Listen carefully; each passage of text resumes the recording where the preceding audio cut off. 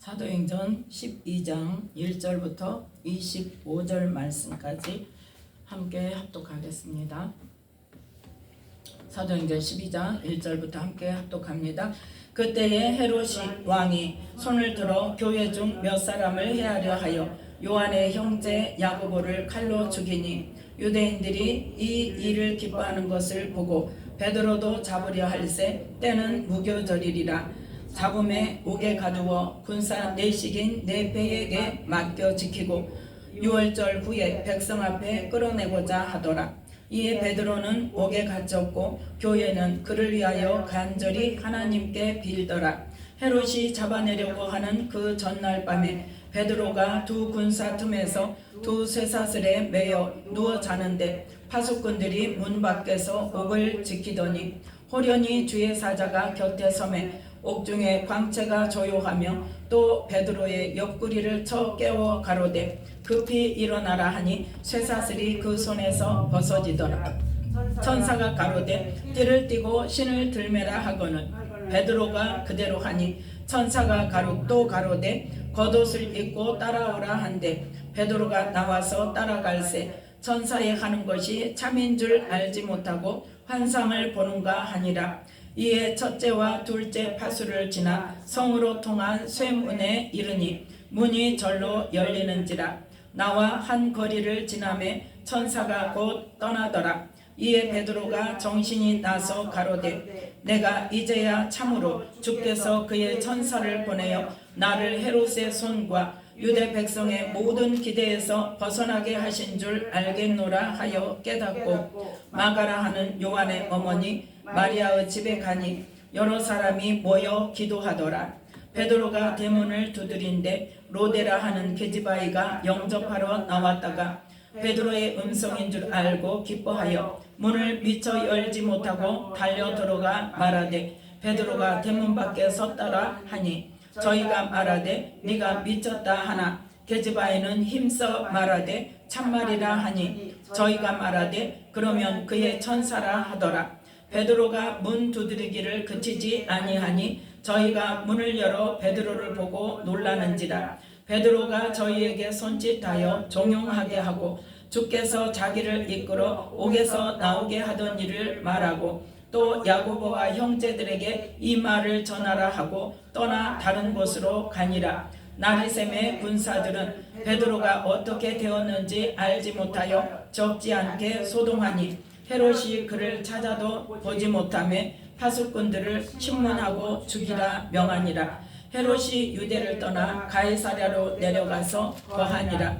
헤롯이 두로와 시돈 사람들을 대단히 노여워하나 저희 지방이 왕국에서 나는 양식을 쓰는 고로 일심으로 그에게 나아와 왕의 침소 맡은 신하 블라스도를 친하여 화목하기를 청한지라. 헤롯이 나를 택하여 왕복을 입고 위에 앉아 백성을 효유한데 백성들이 크게 부르되 이것은 신의 소리요 사람의 소리는 아니라 하거늘 헤롯이 영광을 하나님께로 돌리지 아니하는 고로 주의 사자가 곧 친히 충이 먹어 죽으니라. 하나님의 말씀은 흥왕하여 더하더라. 바나바와 사울이 부조의 일을 마치고 마가라 하는 요한을 데리고 예루살렘에서 돌아오니라. 아멘. 말씀에 은혜가 있으시기 바랍니다. 오늘 말씀은 사도행전 12장을 통하여서 두 가지를 말씀을 전하고자 합니다.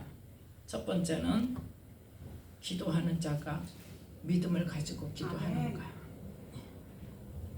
응답을 보면서도 어때요? 믿지 못해요. 두 번째는 하나님께서 마가 요한에 대해서 집중적으로 말씀을 주셨습니다.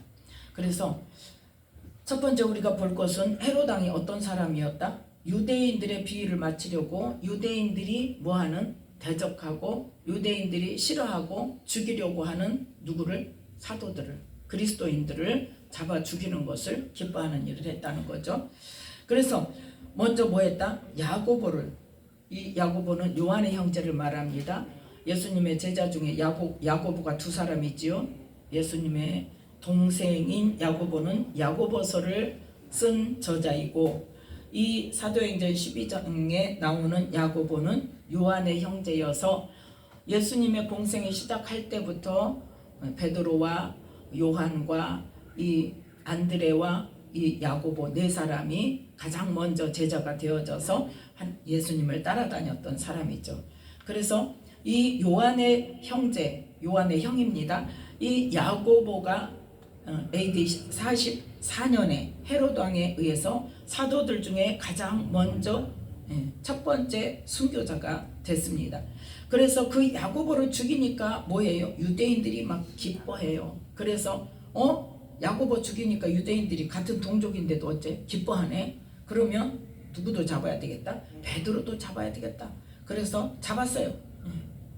잡아서 옥에 가둬놓고 잡을 때 어떤 날? 무교절 날이라 6월절 후에 잡으려 이제 끌어내고 죽이려고 이 무교절 날에 잡아서 이제 무교절 절기가 끝나고 나면 죽이려고 옥에다 가두었죠. 그래서 4명씩 4패에다가 4명씩 이제 4번을 하루에 4번 24시간이니까 4번씩 이렇게 돌아가면서 지키도록 그렇게 해서 맡겨서 지키고 그래서 이제 베드로가 옥에 갇히니까 이제 성도들이 예루살렘에 있는 교회에 있는 성도들이 지금 어떻게 해서 비상에 걸렸죠. 누구도 죽었는데 야고보도 죽었는데 베드로도 이제 잡혔으니까 이 베드로도 죽게 생겼다 하고 그냥 열심히 하나님께 기도를 하고 있었어요. 열심히 기도를 했어요. 그런데 실제로 베드로를 하나님께서 어떻게 했어요? 천사를 보내서 누가 뭐 사람도 아니고 아니면 뭐 헤롯의 마음에 뭐 감동을 줘서도 아니고 하나님 그냥 천사를 보내서 그냥 완전히 옥문을 열고 그 저기를 쇠사슬을 다 풀고 그리고 끌어다 놨어. 어디다가? 시내에다가. 자 10절 함께 읽습니다. 이에 첫째와 둘째 파수를 지나 성으로 통한 쇠문에 이르니 문이 절로 열리는지라 나와 한 거리를 지나매 천사가 곧 떠나더라. 이에 베드로가 정신이 나서 가로되 내가 이제야 참으로 주께서 그의 천사를 보내어 나를 헤롯의 손과 유대 백성의 모든 기대에서 벗어나게 하신 줄 알겠노라 하여. 아멘. 그때까지 어때요? 막 주의 천사가 와도 또 막 그 빛으로 막 그 옥이 옥 중에 옥 안에 다 빛으로 그냥 광채가 그냥 환하고 그래도 베드로가 알아 몰라요. 자다가 그냥 천사가 그래서 깨웠어. 쳐서 옆구리를 쳐서 깨웠어. 그래도 몰라. 그래서 급히 일어나라. 그랬더니 쇠사슬이 벗어져도 몰라. 천사가 너 띠를 빨리 띠고 옷 잘 입고 신을 들매고 빨리 따라와. 그래서 따라가는데 어디까지 가도록? 거리를 지나도록까지 천사가 떠나도록까지 어때요? 비몽사몽이요. 그냥 몰라요. 그리고는 거리에 나와서 혼자 놓고 천사가 떠나고 나니까 그때서 어때? 정신이 나서 천사가 와서 나를 이 감옥에서 꺼내줬네. 하나님 감사합니다 한 거죠. 그리고 나서 이제 어디로 가요? 가장 먼저 마가라 하는 요한의 어머니 마리아의 집에 갔더니 자 5절에 보니까 교회는 그를 위하여 간절히 하나님께 빌더라 그랬어요. 그런데 12절에 보니까 뭐하더라? 마가라 하는 요한의 어머니 마리아의 집에 간 여러 사람이 모여 기도하더라. 지금 교회가 어디라는 거예요? 마가라 하는 요한의 어머니 마리아의 집이라는 거죠. 예루살렘의 교회가 어디였다? 마가라 하는 요한의 어머니 마리아의 집이었다. 그래서 그러면 그 마가라 하는 요한의 어머니 마리아의 집에 예수님을 따르는 제자들이 언제부터 모였을까요? 보면 예수님의 최후 만찬 장소가 있잖아요. 최후 만찬 장소가 바로 요한의 어머니 마리아의 집이라는 거예요. 여기는 사도 요한이 아닙니다. 마가라 하는 요한의 어머니입니다. 그래서 그 집에 언제부터 모이기 시작해서 예수님께서 잡히시기 전에 최후 만찬 유월절 먹을 장소로 뭐라고 말씀하셨어요? 하나님이, 아니 예수님이, 하나님께서 예비하신 곳이다 그랬어요. 자, 마가복음 14장을 보겠습니다. 마가복음 14장 12절부터 16절 말씀까지. 마가복음 14장 12절부터 함께 읽습니다. 무교절의 첫날 곧 유월절 양 잡는 날에 제자들이 예수께 여짜오되 우리가 어디로 가서 선생님으로 유월절을 잡수시게 예비하기를 원하시나이까 하매 예수께서 제자 중에 둘을 보내시며 가라사대 성내로 들어가라. 그리하면 물 한 동이를 가지고 가는 사람을 만나리니 그를 따라가서 어디든지 그에 들어가는 그 집주인에게 이르되 선생님의 말씀이 내가 내 제자들과 함께 유월절을 먹을 나의 객실이 어디 있느냐 하시더라 하라. 그리하면 자리를 베풀고 예비된 큰 다락방을 보이리니 거기서 우리를 예비하라 하신대 제자들이 나가 성내로 들어가서 예수의 하시던 말씀대로 만나 유월절을 예비하니라. 아멘. 지금 여기 말씀을 보니까 어때요? 이미 정해진 자리라는 거죠. 그런데 누구네 집인지 안다 모른다? 몰라요. 그런데 지금 이렇게 말씀하시는 건 뭐예요? 하나님께서 예수님께 환상으로 보여주셨다는 거죠. 그러니까 어때요? 성내로 가면 물 한 동이를 가지고 가는 사람의 집인데 그 사람 누군지 아냐 말이에요. 보여주셨으니까 그걸 말씀하시는 거예요. 그 물 한 동이를 가지고 가는 사람을 만나면 그를 따라가서 어디든지 나는 모른다. 근데 그 사람을 따라가서 그 집에 그 사람이 들어가는 그 주인에게 선생님의 말씀이 예수님께서 제자들과 함께 유월절을 먹을 객실이 어디 있느냐 물어보라고 하십니다. 그 말을 하면 뭐 하더라? 자리를 베풀고 예비된 큰 다락방. 그러면 지금 누구도 지금 감동을 받았다는 거예요. 이미 지금 준비가 됐다는 겁니다. 그러면 누구에게도, 마리아에게도, 그 집 주인인 요한의 어머니 마리아에게도 지금 이미 뭐가 갔다는 거예요. 감동이 갔다는 거예요. 그래서 그 뭐 어떻게 했는지는 모르지만 어쨌든 여러 사람이 먹을 유월절 음식을 준비해야 되겠다. 그게 뭐라고 그래요? 자리를 베풀고 예비된 큰 다락방이래. 모든 준비가 갖춰진 유월절을 만찬을 하실 수 있도록 모든 준비가 갖춰진 자리를 하나님께서 예수님에게 보여주시고 그걸 갖추도록 마리아에게도 감동을 주셔서 준비하게 하고 그 다음에 누가 올지 모르죠. 그런데 물길로 갔던 사람이 누구를 하나 데리고 오더니 그 사람이 말을 한단 말이에요. 예수님께서. 그러면 그 이전에 마리아에게 믿음이 있었다는 거 없었다는 거예요?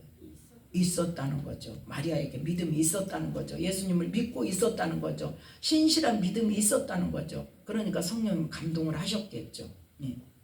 그래서 이미 예비해 놓은 그 곳에 가서 제자들과 함께 예수님께서 마지막 최후 만찬을 하셨던 장소라는 거예요. 그래서 그때부터 모이기 시작해서 그 집에서 계속 뭐 했다? 예수님을 믿는 사람들, 예수님의 제자들, 예수님을 따르는 사람들이 그곳에 모여서 예배하고. 왜요? 바로 최후 만찬 끝나고 바로 무슨 일이 벌어졌어요? 예수님이 잡히시는 일이 벌어졌어요. 예수님이 잡히시고 나서 바로 죽으시고 그 다음에 부활하셨죠. 그러면 그 기간 동안에 이미 이제 잡히실 때부터는 뭐예요? 제자들이나 예수님을 믿는 사람들이 어떻게 지내야 돼? 숨어 지내야 돼. 그래서 제자들이 한 곳에 모여 기도할 때도 어떻게 했어요? 문을 닫고 아무도 모르게 그렇게 들어앉아서 숨어서 예배드리고 기도하고 그러한 일들 하는 가운데 예수님께서 부활하신 다음에 오셨잖아요. 그런데 문을 분명히 닫아놨는데 문도 안 열어줬는데 예수님이 들어오셨고 또 없어지셨고 그렇게 해서 부활의 모습을 보여주셨죠. 그래서 그때부터 이제 예수님이 잡히시고 그 다음에 죽으시고 그 다음에 부활하셔서 승천하시고 나서 또 어떤 장소? 성령을 받을 장소. 성령을 받을 장소가 바로 그곳이란 말이에요. 자, 사도행전 1장 13절 말씀. 사도행전 1장 13절 말씀 함께 읽습니다. 들어가 저희 유하는 다락에 올라가니 베드로, 요한, 야고보, 안드레와 빌립, 도마와 바돌로메, 마테와 및 알페오의 아들 야고보, 셀료딘, 시몬, 야고보의 아들 유다가 다 거기에 있어 여자들과 예수의 모친 마리아와 예수의 아우들로 더불어 마음을 같이하여 전혀 기도에 힘쓰니라. 모린 무리의 수가 한 120명이나 되더라. 아멘. 지금 어디에? 저희 유하는 다락이야. 그러면 뭐 했다는 거예요? 예수님의 그 최후 만찬을 한 다음에 그곳에서 예수님의 제자들이나 예수님을 믿는 사람들이 다 모여서 그곳에 모여서 계속 기도하고 계속 예배하고 그곳에 살면서 왔다 갔다 하고 했다는 것을 지금 말하는 거예요. 저희 유하는 다락. 그래서 그곳에서 오순절 날이 이제 너희가 뭐하라? 예수님께서 승천하시면서 뭐해라? 너희들 예루살렘을 떠나지 말고 언제까지? 성령이 오시기까지. 4절에 1장 4절에 사도와 같이 모이사 저희에게 분부하여 가라사대 예루살렘을 떠나지 말고 내게 들은 바 아버지의 약속하신 것을 기다리라. 몇 날이 못되어 성령으로 세례를 받으리라. 그래서 그 유하는 다락에 가서 기도하는데 몇 명이 모였더라? 120명이 모일 정도로 큰 다락방을 가진 부자였다는 거예요. 마리아가. 그래서 그곳에 모여서 뭐예요? 오순절 날까지 오순절 날까지 열흘 동안을 한 곳에 모여가지고 열심히 기도를 했더니 뭐했더라? 성령이 임하셨더라. 여기에 보면 마가의 다락방이라고 안 적어졌어요. 근데 우리는 오순절 성령이 임하신 곳이 어딘 줄 알아요? 마가의 다락방인 줄 알아요. 그 마가가 누구냐? 마가 요한. 마가 요한의 어머니. 이때는 마가 요한이 아직은 예수님을 그렇게 따라다니고 그럴 만큼 성장하지 않았을 때. 그래서 이 마가의 다락방, 왜 나중에는 마가가 사역을 하고 엄청난 그 제자로서의 제자를 돕는 그러한 사역들을 많이 한 인물이 되었고 또 어떤 중요한 일을 했어요? 마가복음을 쓴 그러한 사역자가 되었단 말이에요. 그러니까 그 뒤로는 어떻게 해요? 마가의 다락방이라는 이야기를 하죠. 그런데 원래는 누구의 집이다? 마가의 어머니, 요한의 어머니 마리아의 집이다. 그게 언제부터였다? 예수님의 최후 만찬 그 때부터다. 그렇게 해서 그곳이, 그래서 마리아가 어쨌다는 거예요? 그곳을 계속 예배 장소로 제공했다는 거예요. 그곳에 와서 마음껏 제자들이 예배도 드리고 기도도 하고 무슨 일도 하고 사무도 보고 들락날락 자기 집처럼 그 교회처럼 그렇게 내놓았다는 것을 말하고 있습니다. 그래서 이때 마가가 어떤 상태였냐? 자, 마가복음 14장, 아까 봤던 마가복음 14장의 51절 말씀을 보면 51절부터 52절 말씀을 보면, 자 50절에 보니까 제자들이 다 예수를 버리고 도망하죠. 언제? 예수님께서 붙잡히시니까 예수를 버리고 다 도망갔어요. 도망갔는데 51절에 보니까 누가? 한 청년이 벗은 몸에 배 혼이불을 두르고 예수를 따라오다가 무리에게 잡힘에 배 혼이불을 버리고 벗은 몸으로 도망하니라. 아멘. 이 구절은 예수님하고 아무 상관없는 구절이에요. 그죠? 제자들하고도 아무 상관없는 구절이에요. 그런데 이름이 안 나왔어요. 그런데 사건은 나왔어요. 그런데 유일하게 마가복음에만 나왔어요. 이 청년이 바로 마가라는 이야기예요. 이 청년이 자기가 했으니까 자기가 하는 거예요. 그러면 뭐냐?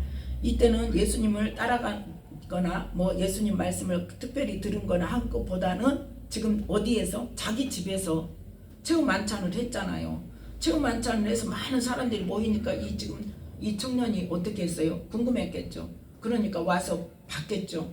그런데 만찬을 끝나고 또 우르르 나가더니 뭐하러 나갔어? 기도하러 나갔잖아. 새벽에 나가셨어. 그럼 나갔나 보다 했어. 그랬는데 그럼 내가 나는 자야 되겠다 그러고 지금 배 혼이불을 벗은 몸에 왜 배 혼이불을 두르겠어요? 자는 거예요. 다 벗고 혼이불만 덮고 자는 거예요.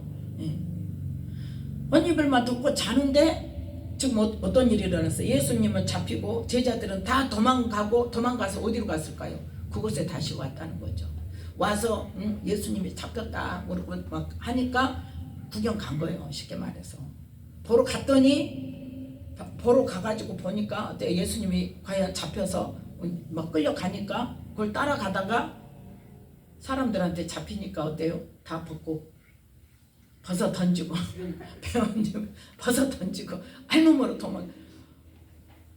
그래서 이 마가 요한에 대해서 이제 연구했던 사람들이 이 청년이 마가일 것이다. 그 요한복음에도 사도 요한이 자기에 대한 이야기를 요한이라고 합니까? 안 합니까? 안 하잖아요. 뭐라고 말해요? 예수의 사랑하시는 제자. 사랑하시는 제자. 그래서 마가는 그렇게는 말 못하고 자기가 제자도 아니니까 한 청년이라고 하면서 이 사건을 기록했다. 이렇게 이야기를 합니다. 그러니까 이때부터 누구를 지금 예수님과 예수님의 제자들을 본 거죠.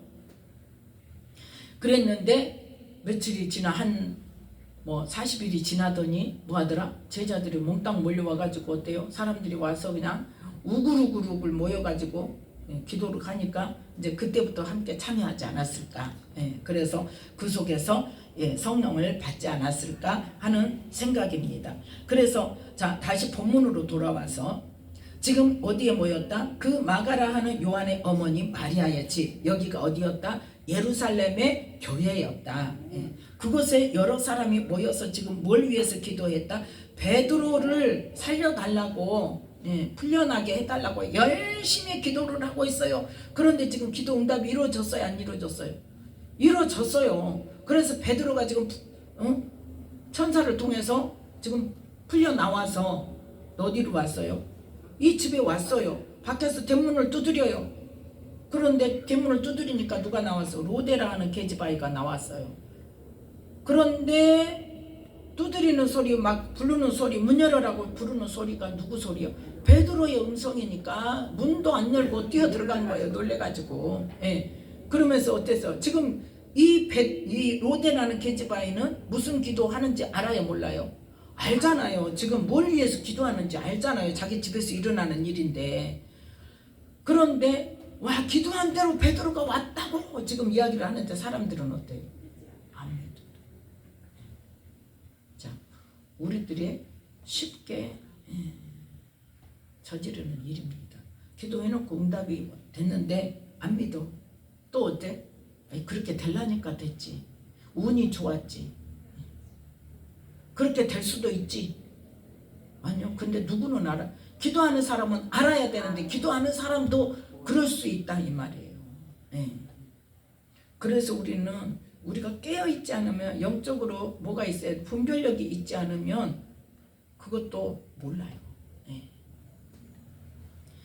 그러는데 지금 로데라는 계집아이는 그 집에 사는 사람인데 어때요? 베드로의 음성을 알아봤다는 것은 그곳에서 계속 제자들이 있었고 거기서 이야기하는 것을 들었고 해서 사람을 보지 않아도 들을 수 있었다.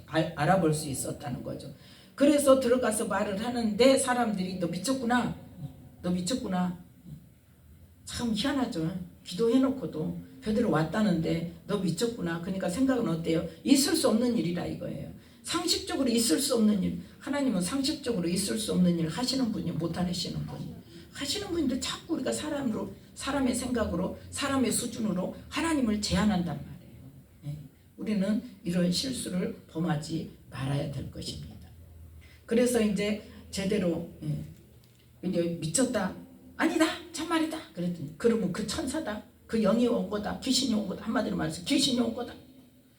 그런데 베드로가 계속 문을 두드리니까 이제 문을 열어주고 베드로가 실제로 섰는 것을 보고 놀래죠. 그래서 이제 베드로가 지금 보인다는 것은 뭐예요? 너희들 기도하고 있는데 안 해도 돼 그 말이잖아요. 그만해도 돼. 나 풀려났어. 그걸 보여준 거예요. 그러면서 그곳에 또 있으면 어때요? 또 잡혀가니까 다른 곳으로 간 거예요. 자, 그래서 그 헤롯이 유대인들 하나님을 대적은 아니죠. 그때는. 그런데 자기들 생각은 하나님 대적이 아닌데 하나님의 새로운 언약으로 보내신 예수님을 대적하고 예수님의 제자들을 핍박하고 죽이려 했던 그 유대인들을 좋게 하려고 제자를 베드로와 이 야고보를 잡아서 죽이려고 했던 헤롯 왕이 지금 뭐예요? 20절부터 23절 말씀까지는 뭐가 극에 달했어요? 교만이 극에 달했어요. 교만이 극에 달해가지고 왕복을 입고 막 사람들 앞에서 막 크게 막 웅변을 하니까 사람들이 어때요? 막 이건 신의 소리다. 그러니까 우리는 요즘에 지금 한참 매스컴에 무슨 단어가 많이 나와요? 신이라는 단어가 많이 나와요. 생각도 안 나네. 무엇의 신 막 이러잖아요. 뭐 좀 잘한다 그러면 무엇의 신 그리고 막 이렇게 그 사로잡혀서 자기가 정말 그 혼신을 다해서 뭐 노래를 하거나 뭐 하면은 뭐라 그래? 그분이 오셨다 이래. 그러니까 뭐예요? 그 신에 사로잡혔다 이 말이에요. 그 지금 뭘 하고 있는 거예요? 우상을 만들어가고 있는 거예요. 하나님 외에 다른 신을 섬기면 돼요? 아니에요? 그리고 막 떠받들잖아요. 막 잘한다고. 그 신이라는 말이 지금 서슴없이 나와요. 많은 여러 방면에서. 그건 지금 뭐 한다는 거예요? 지금 영적으로 엄청나게 혼탁하다는 거예요. 뭐든지 조금만 잘하면 신이래. 그걸 그러니까 보면서 깨달을 줄 알아야 돼요. 지금 영적으로 지금 완전히 확산되어 있구나. 뭐가? 우상을 섬기는 것이. 뭐 때문에 그래요? 물론 마지막 때인지도 그렇지만 그래서 그것도 누가? 하나님의 자녀들이 그 다른 우상을 섬기는 무속을 섬기는 그런 사람을 그 세우고자 그 난리를 지금 치고 있어요. 지금 이 시대에. 영적인 일입니다. 이건. 그렇기 때문에 우리는 회개해야 돼요. 그래서 어쨌든 이 헤롯이 백성들 앞에서 막 큰 소리로 말을 하니까 이건 신의 소리다. 헤롯이 무슨 신이냐고요. 그런데 신의 소리다. 누가요?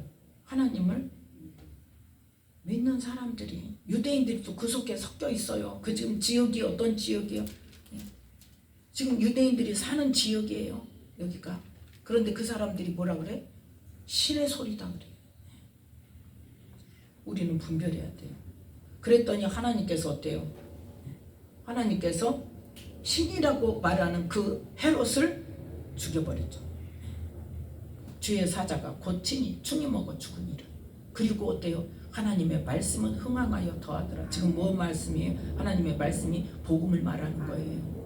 구약의 율법을 말하는 게 아니라 지금 이 24절에 하나님의 말씀은 흥황한다는 것이 무슨 말씀? 복음의 말씀이에요. 복음이 더 번창해지고 더 확장되어지더라. 지금 그걸 말하는 거예요. 자, 첫 번째는 우리가 이 베드로를 통하여서 베드로가 감옥에 갇히고 또 사람들은 예루살렘에 있는 성도들은 교회에 모여서 기도를 하는데 하나님께서 응답을 주시지만 사람의 생각으로 그걸 쉽게 받아들이지 않는 것을 우리가 봐야 되고, 두 번째는 뭐다? 사람을 보고 조금 능력이 좀 있다고 해서 뭐라고 말한다? 신이라고 말하는 것에 대해서 하나님께서 지금 지적을 하시는 겁니다. 우리는 그거 바꿔야 돼요. 따라서 하면 안 됩니다. 그 다음에 세 번째로 됩니다. 하나님께서 누구에 대해서? 마가 요한에 대해서 말씀을 준비하는데 하나님께서 마가 요한을 알아보게 하세요. 말씀 속에서 끄집어내게 하시고, 그 지금 중요한 게 뭐다? 이때부터 25절에 보니까 어때요? 바나바와 사울이 부조의 일을 마치고 마가라 하는 요한을 데리고 예루살렘에서 돌아오니라. 마가 요한의 사역이 시작되는 거예요. 뭘로? 저력자로. 그러면 우리가 지금 보아야 할 것은 뭐냐? 예수님이 돌아가시고 잡히시고, 그러니까 최후 만찬을 하시던 그 때가 몇 년도예요? 30년이에요. AD 30년. 30년도에 예수님께서 마가의 그 집에 가셔서 최후 만찬을 하시고, 그 다음에 잡히시고 죽으시고 부활하셔서 승천하시고 나서 그 장소에, 마가의 다락방 그 장소에 누가 임하셨다? 성령님이 임하셨단 말이에요. 그러면 그 성령이 임하시는 그 순간에 마가가 있었을까요? 없었을까요? 있었겠죠? 자기 집이니까. 그래서 지금 마가는 어떤 사람입니까? 어머니의 신실한 믿음 안에서. 그러면 그 안에 그 마리아가 이 요한에게, 마가 요한에게 예수님에 대해서 안 가르쳤겠어요? 가르쳤겠죠. 자기가 직접 따라다녔는지 안 따라다녔는지는 성경에 안 나와 있으니까 모르겠지만, 안 나와 있으니까 마가복음에도 마가가 어떻게 했다는 이야기가 없죠. 그런데 언제부터? 성령의 충만함을 받고 그 다음에 누구를 따라다닌 거예요? 베드로가 마가 요한을 뭐라고 부르는지 베드로전서 5장 13절 말씀. 베드로전서 5장 13절 말씀 함께 읽습니다. 함께 택하심을 받은 바벨론에 있는 교회가 너희에게 문안하고 내 아들 마가도 그리하느니라. 아멘. 지금 뭐라고 불러요? 아들로 불러요. 그러면 지금 베드로가 이 예수님께서 죽으시고 승천하시고 성령으로 충만함을 받고 성령의 충만함을 받은 뒤에 바로 뭘 시작했어요? 사역을 시작했어요. 설교를 시작했어요. 그런데 그때부터 지금 마가가 바나바를 따라서 어디로? 안디옥으로 갔어요. 이때가 몇 년도냐 하면 이때가 바로 47년 정도 됩니다. AD 47년. 그러면 30년도에 성령의 강림이 있었고, 지금 바나바를 따라서 저력자로서 동역을 시작한 게, 사역을 시작한 게 47년이란 말이에요. 그러면 몇 년 동안? 17년이라는 기간 동안을 베드로와 함께 다녔다는 것을 말할 수 있습니다. 왜요? 이제 마가는 누구로 기록돼요? 베드로의 통역관으로 기록돼요. 그래서 그 17년 동안을 베드로를 따라다니면서 이 유대 말이 아닌 헬라어나 아람어로 말하는 곳에 가서 통역을 해줬다는 거예요. 그러면 계속 지금 어떻게 했다는 거예요? 같이 다녔다는 거죠. 그러면서 뭘 들었을까요? 예수님에 대해서 들었겠죠. 그러니까 마가복음에 보면 사건이 많이 기록되어 있습니다. 누구로부터 들은? 베드로로부터 들은. 그래서 자기가 직접 보지는 않았지만 베드로가 말해주고 이야기해주고 하는 것들을 들었다가 기록을 한 것이 바로 마가복음이란 말이에요. 그래서 몇 년 동안? 17년 동안 성령을 받고 베드로를 통해서 예수님에 대해서, 복음에 대해서 계속 들으면서 믿음이 성장한 기간이 몇 년이다? 17년이란 말이에요. 그동안은 베드로를 따라다녔는데 이제 하나님께서 누구를 통해서? 바나바를 통해서 이제 따로 베드로를 떠나서 뭐하게 만들어요? 그동안 베드로로부터 받고 교육받고 알고 또 쌓아진 그러한 예수님에 대한 지식으로, 복음에 대한 지식으로 이제는 바나바를 도와서 함께 복음을 전하는 자로 세움받았다. 그럼 바나바는 어떤 사람이에요? 바나바가 지금 누구도 데려왔어요? 사울도 데려왔어요. 또 누구도 지금 데리고 가요? 마가 요한도 데리고 가요. 그런데 마가 요한은 실제적으로 자기 조카예요. 어떻게 아냐? 말씀에 있어요. 골로새서 4장. 골로새서 4장 10절에 보면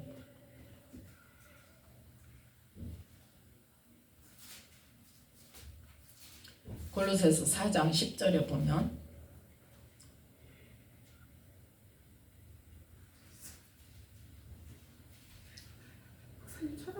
328조.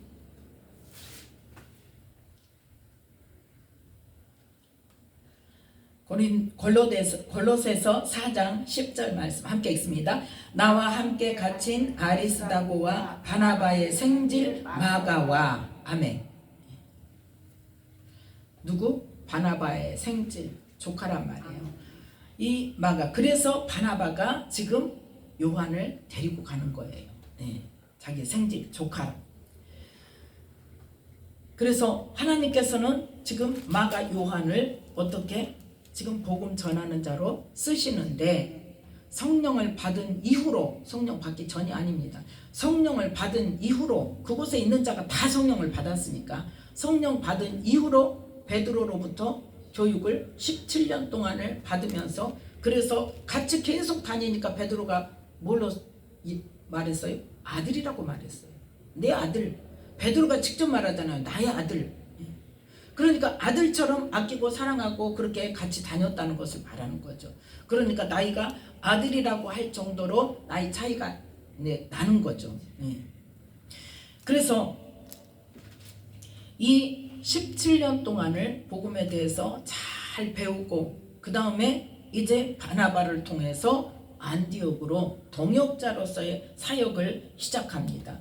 그래서 이 바나바를 따라서 안디옥에 간 때가 47년인데, 그 다음에 이제 47년부터 49년까지 사도행전 13장을 보면, 사도행전 13장을 보면 2절에 보니까 주를 섬겨 금식할 때에 성령이 가라사대 내가 불러 시키는 일을 위하여 바나바와 사울을 따로 세우려 하니, 이래가지고 3절에 이에 금식하며 기도하고 두 사람에게 안수하여 보내니라. 즉 뭐예요? 전도 여행, 1차 전도 여행을 떠납니다. 자, 그럴 때 바나바가 바울과 함께 가면서 누구를 데리고 갔다? 요한을 데리고 갔다. 어떻게 아냐? 13절에 함께 있습니다. 바울과 및 동행하는 사람들이 바보에서 배 타고 밤빌리아에 있는 버가에 이르니 요한은 저희에게서 떠나 예루살렘으로 돌아가고. 아멘. 여기서 마가 요한이 어때요? 아니, 안디옥에서 편하게 있을 줄 알았더니 마가 요한은 지금 어떤 사람이야? 부잣집에서, 아주 부유한 집에서 편하게 살았던 사람이에요. 그 편하게 살았던 사람인데 베드로를 따라다녔어도 베드로는 어때요? 안정적인 곳에 다녔잖아요.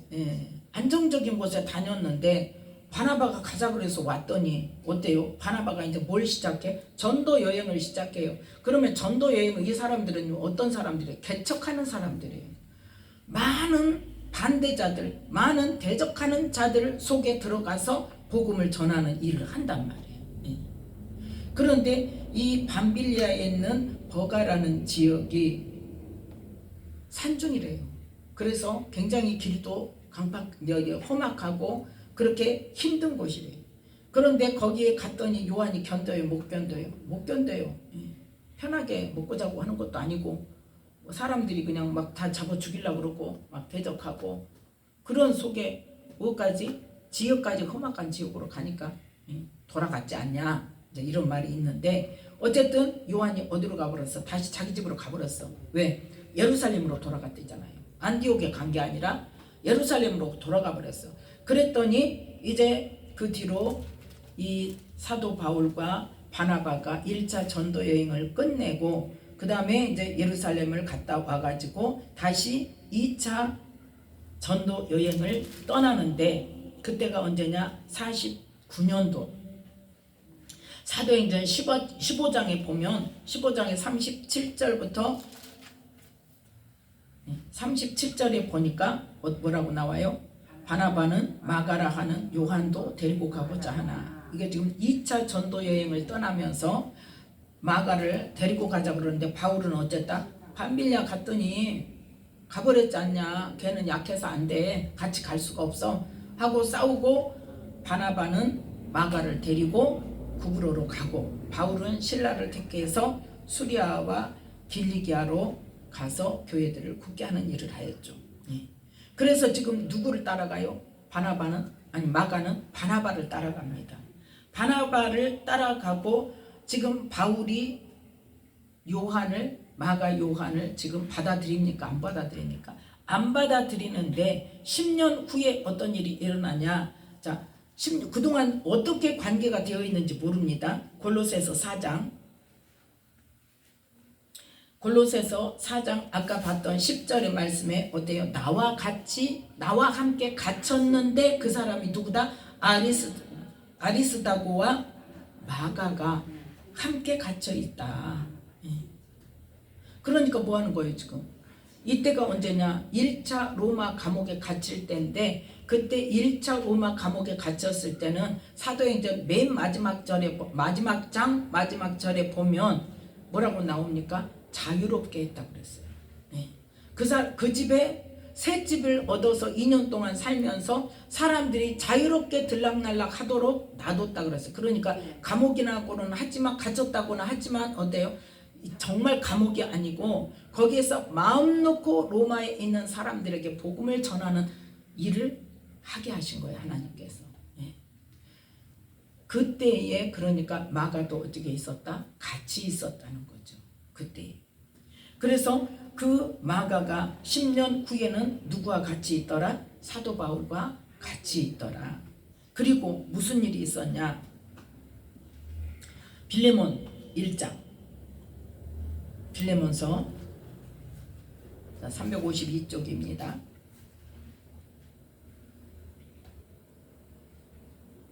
23절 말씀 함께 읽습니다. 그리스도 예수 안에서 나와 함께 갇힌 자 에바브라와 또한 나의 동역자 마가, 아리스다고, 데마, 누가가 문안하느니라. 아멘. 이때도 언제냐?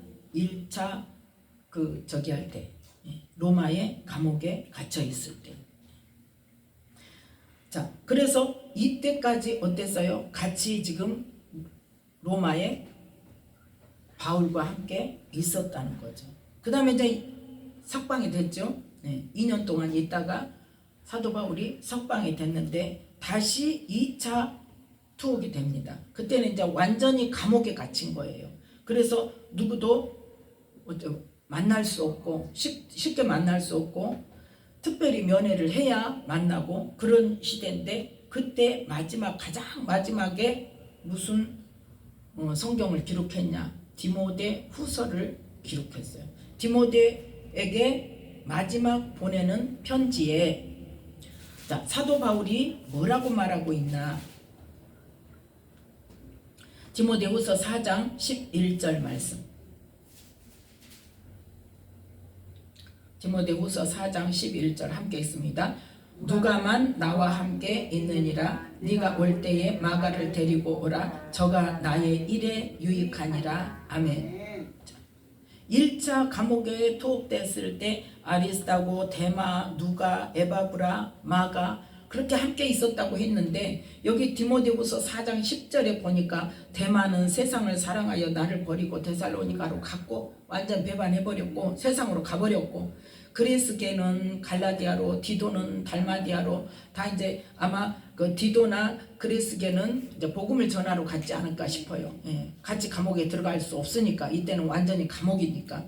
그런데 누가만 나와 함께 있고 그러는데 누구를 데리고 와라? 마가를 데리고 오라. 지금 누구한테 부탁해요? 디모데에게 부탁해요. 이때 디모데가 어디에 있었냐?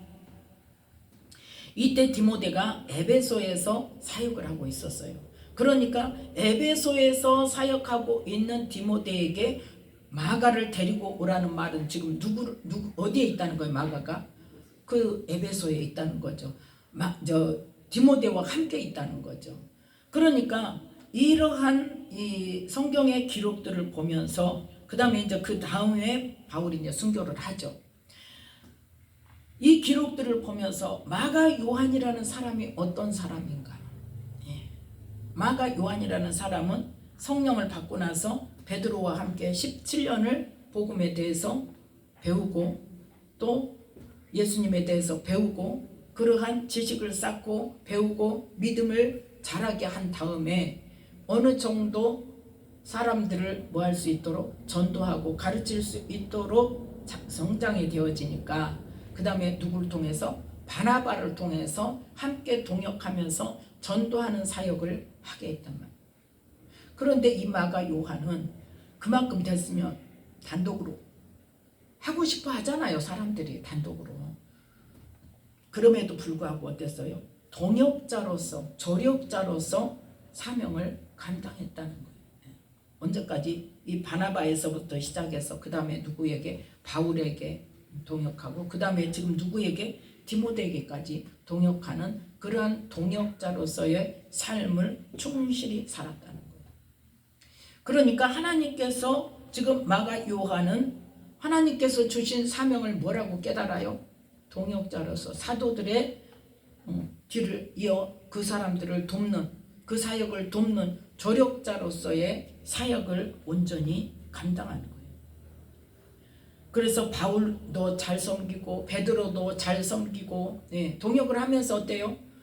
그만큼 성품까지도 뭐 한다는 거예요? 온유하고 잘 섬기는 그런 섬김의 삶이 자기 몸에 배있기 때문에 잘 섬기면서 그 동역자들로부터 그 베드로나 또 바나바나 바울이나 디모데로부터 배척당하지 않고 끝까지 잘 섬김으로 하나님께서 주신 사명을 잘 감당했단 말이에요. 그 다음에 이제 사도 바울이 죽은 다음에 나중에는 알렉산드리아 쪽으로 가서 이집트 지역에 전도를 하다가 순교를 당합니다.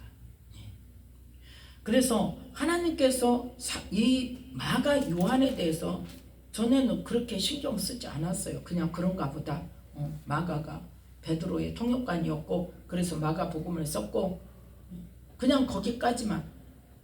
그리고 뭐 사도 바울과 이 바나바가 같이 마가를 데리고 전도하다가 가버리니까 그 다음에 갈 때는 베드로가 거부했고 그때는 그러니까 어떤 관점에서 베드로가 아니라 바울이 아직 어떤 걸로 아직 성품이 덜 다듬어져서 품어주지 못하는 것으로만 생각을 했는데 하나님께서는 이번에 지금 이 사도행전 12장을 통하여서 그 마가 요한의 그 사역과 사명과 어떻게 감당했는가를 하나님께서는 보게 하셨습니다. 그래서 우리는 하나님께서 나에게 사명을 주실 때에 어떤 사명을 주셨는가 정말 정확하게 알아야 돼요. 물론 앞장서서 할 수 있는 사람에게는 이 바나바나 바울 같은 경우는 앞장서서 할 수 있는 사람이기 때문에 베드로도 마찬가지고 그래서 그렇게 할 수 있는 길을 열어주시고 사명을 감당하게 하셨지만 마가 요한은 계속 지금 어떻게 해요? 계속 다른 사람을 돕는 사역으로 지금 하고 있단 말이에요. 그러면 그 마가 요한이라는 사람이 믿음이 부족해요? 아니면 하나님 앞에 인정을 못 받았어요? 아니잖아요. 우리는 독단적인 사역을 하지 않으면 하나님께 인정을 못 받는 것 같고 하나님 일을 안 하는 것 같고 아니란 말이에요. 하나님께서 하게 하시는 그러한 사명들이 있어요. 그래서 우리는 사역자들은 항상 뭐에 기도를 해야 돼요. 그래서 내가 어느 자리에 서야 하는지 어느 자리에 서야 하고 내가 무슨 일을 하는 것을 하나님께서 기뻐하시는지 하나님의 일을 영적인 사역을 할수록 혼자 하는 게 좋습니까? 여러 사람이 합력해서 하는 게 좋습니까? 합력해서 하는 것이 좋잖아요. 특히 이 영적인 사역일수록 영적인 사역일수록 혼자 하는 거 힘듭니다. 돕는 자가 있지 않고 함께 하나 되어져서 하지 않으면 안 돼요. 그래서 사역자를 세울 때도 돕는 사역자를 세울 때도 잘 세워야 돼요. 왜? 목표가 다르고 생각이 다르면요 그건 깨져요. 그렇기 때문에 항상 한 줄기 안에서 한 목표를 향해서 합력할 수 있는가를 봐야 되고 그 영적인 수준이 이 단체를 이 사역지를 와해시키지 않는 수준이 돼야 돼요. 그래서 우리는 열심히 기도하면서 늘 내가 서야 할 자리가 어디인지 내가 해야 할 일이 무엇인지 우리는 그것을 잘 깨달아 알아야 될 것입니다. 그래서 하나님과의 관계가 온전히 이루어진 사람은 내 이름으로 하는 일이 아니라고 해서 소홀히 하지 않습니다. 왜? 지금 현재 하나님께서 원하시는 일을 할 때에 하나님께서 어때요? 보고 계세요. 네. 적은 일에 충성하는 자가 큰 일에도 충성할 자다. 그렇게 하나님 말씀하시고, 적은 일에 충성했다고 해서 뭐예요? 너는 믿음이 적으니까 너는 안 돼? 하시지 않는다. 오히려 나타나지 않고 드러나지 않고 이름도 없이 빛도 없이 정말 하나님만 보시는 가운데 하나님만 위하여 최선을 다해서 혼신을 다해서 알아주지 않는 그 작은 일을 감당하는 자를 하나님께서는 더 어떻게 할까요? 더 인정하시죠. 왜? 사람들 보기에는 아무것도 아니거든요. 너무나 초라하거든요. 보잘것없거든요. 그런데 자기는 어때요? 하나님과 관계 속에서 하나님이 내게 하게 하라고 하신 일 내가 최선을 다해서 하는 것으로 하나님께는 뭐예요?